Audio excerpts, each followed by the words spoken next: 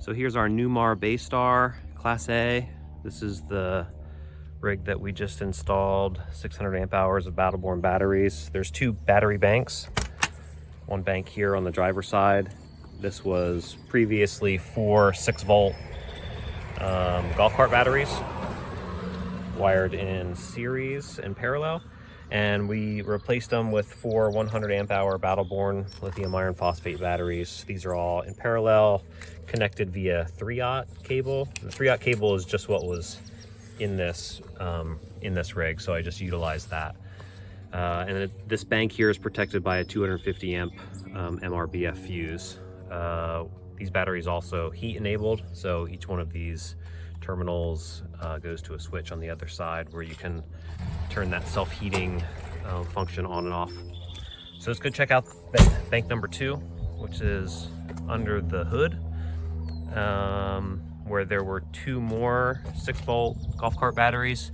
We dropped in these GC2 Battle Born size batteries, and this is also protected by, I think, 250 amp MRBF fuse. This one was a little tricky because of the orientation of the terminals.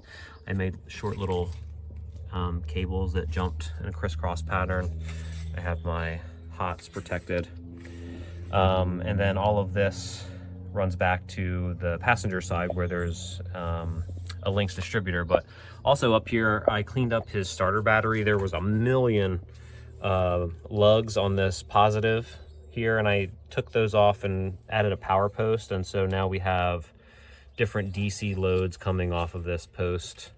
This is our Orion XS, so we have power from the starter battery to the post to here to a breaker, and then 4/0 cable running back under the rig. We also have a cable that runs up here to the original DC load center, and previously there was no way to sort of turn this off. The battery, coach battery and starter batteries were connected, and so I had to basically remove a jumper that went from that solenoid there that you see to another solenoid. So basically this solenoid's just functioning as a power post now, which is what we want because we don't want our starter battery to be powering our lithium batteries. That's why we added the Orion XS. So here on the passenger side, there was a stock inverter in here already, 2000 watt Xantrex Freedom. It's an inverter charger. And that's what the 3/0 cable was supplying power to. And now you can see we have a whole mess of wires from the original power system now that feed into the Lynx distributor.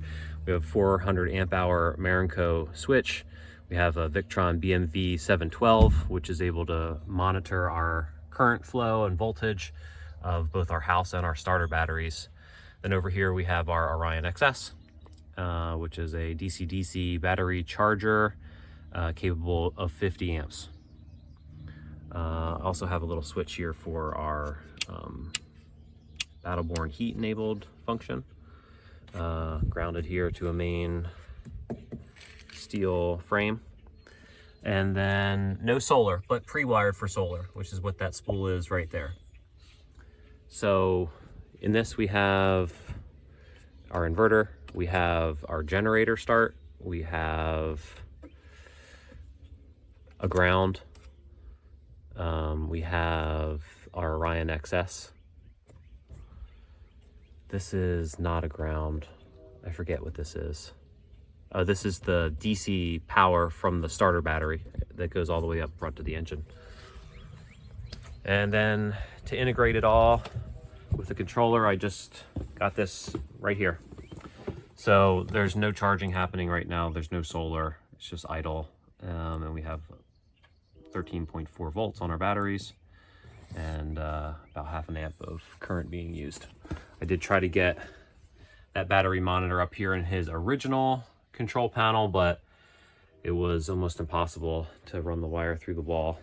So that's our installation, 600 amp hours of Battle Born in this Class A Newmar Baystar, Phoenix Off Grid Solutions, Morgantown, Pennsylvania.